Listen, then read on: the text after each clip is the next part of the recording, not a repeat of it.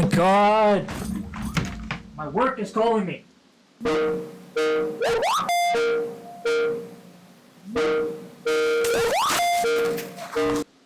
Bro, can't answer this right now. Oh. What's going on, everybody? It's Quickfire. This is Live on Fire Gaming News. This time, I brought a cameraman. If you're new here, subscribe. We go over gaming news, gaming reviews, and overall thoughts on the gaming industry, and we do it live under fire while playing the most hectic games. Folks, we have... Oh, Mr. Cameraman, can you hear me? Alright, Mr. Cameraman, what are you doing standing there? Go put us in a corner or somewhere. Thank you. Folks, video games this year are such a huge commitment, more than ever, okay? I feel like I can't even finish a game and move on to the next one. It feels like I'm stuck playing the same game always. And folks, this is the phenomenon I like to tackle today. It's called bloat, a content bloat, okay? The video game market is in a surplus. When you have an abundance amount of food all on the table, how likely are you to finish every single piece of food on the table? Not likely at all. Mr. Cameraman, there's someone. Be very, very wary. Actually, go kill him. He's interrupting us. Buddy, you are not going to get away with this. My cameraman's coming to kill you. Come here, boy. That's what you get. Alright. Now, as I was saying, you have a lot of food at the table. How likely are you to finish every single piece of food at that table? Xbox Game Pass. Imagine that's your food. All those games are your food. How are you going to finish all those games? Answer, you're not, okay? When you end up seeing a bloated amount of things, you're going to feel spoiled, okay? You're going to tend to not be as grateful and cherish everything. So, come on, please reload. So you look at the Game of the Year nominees this year, for example. Look at the bloat we have this year. Game of the Year prices in 2025. Hollow Knight, Hades, Expedition 33, Kingdom Come Deliverance 2, Death Stranding 2. We have Donkey Kong Bonanza. Look at these prices. And also, pay attention to the fact that the fact of the matter, Mr. Cameraman, run. The fact of the matter is we have Donkey Kong Bonanza, which comes at a whopping price of $450 for a Nintendo Switch 2 and a $70 price tag for the game alone. You understand me, folks? Did I stutter? Okay, you have to buy a Nintendo Switch 2 for $450, and then you have to buy the freaking game.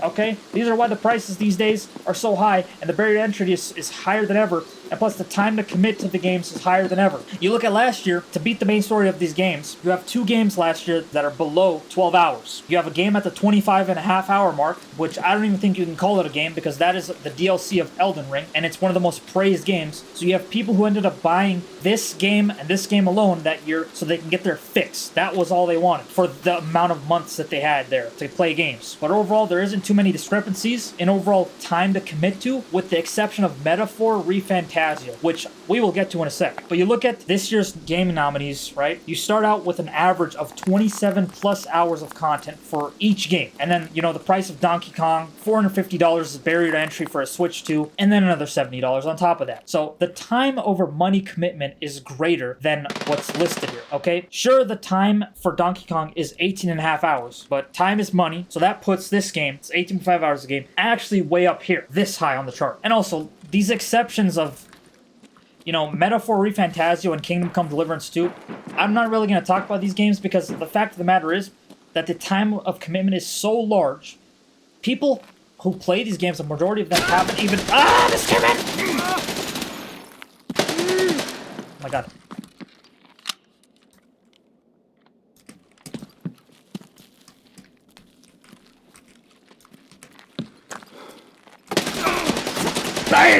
Mr. Cameraman, what the hell was that?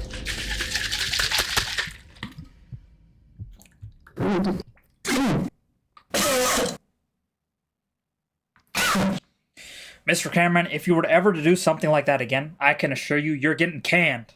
Alright? Will you ever do that again? Good. Now, folks, you know, we were just looking over the logistics of the time equals money factor for the game nominees, but I have some personal reasons as to why I haven't been able to commit to a game, and that is, for me, it's because of social media, okay? I have to constantly check on the reels my friends are sending me. My phone, if you check the screen time, it'll say, you know, it's like averaging at like 8 hours of screen time.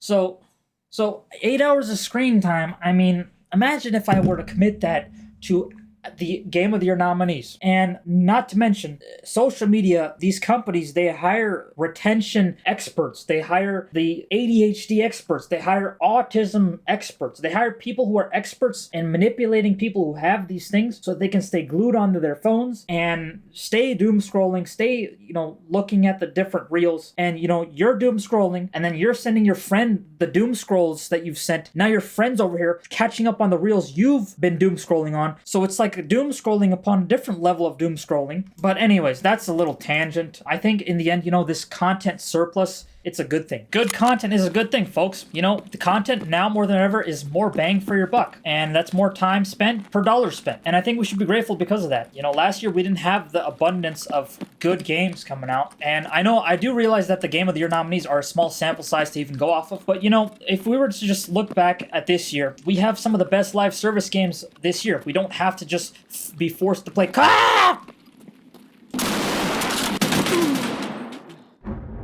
We don't have to be forced to play Call of Duty, okay, because Arc Raiders is popping off. Battlefield 6 is the best FPS game that is out right now. People have choices other than Call of Duty every single year. Yeah, cameraman, sit on your thumbs and suck them, all right? Student intern, you're up. Student intern, are you going to disappoint me? Am I going to have to punish you? I don't want to have to punish you, all right? If anyone gets that reference, you're an OG. Mr. Cameraman, lock in. Sorry, Mr. Intern. You better lock in. But we're spoiled this year, folks. We have both good live service / multiplayer and single player games alike. And for that reason, we can't commit to anything, I feel like. And I'm speaking for myself, but I think some of you guys might feel the same way. So much good content this year, Game of the Year wise, nominees, even live service, even best ongoing games, and even indie. It's a good thing we have a surplus, but it can also be a bad thing in the fact that we can't ever reach the amount of content that we want to enjoy because there's so much food at the table. We've just been eating and eating and eating good that we're full, we're bloated, right? It's like either we're playing Arc Raiders, we're playing Battlefield 6, or we're playing a non-live service game, Like in my case, it's Death Stranding 2. I still have to finish that game. That game is 35 hours long. It's like I have my 9-to-5 job and I have to play this game. It's just super hard, as a casual gamer myself, it's been super hard this year to actually commit to something. And also, we recently got an MMORPG called Where Winds Meet, which is, for the WoW players, the World of Warcraft players, and the Guild Wars 2 players. They're going to end up eating good with this, so they don't have to pay $15 a month to enjoy an MMO. They could just play this one, which is free, and, they're eating good right now as well. So, it's choices upon choices, folks. Alright, Mr. Cameraman, extract now. Oh, shoot. Alright. You know what? I think I made my point. Leave a like if you enjoyed, a dislike if you didn't enjoy, and a constructive criticism comment. Let me know.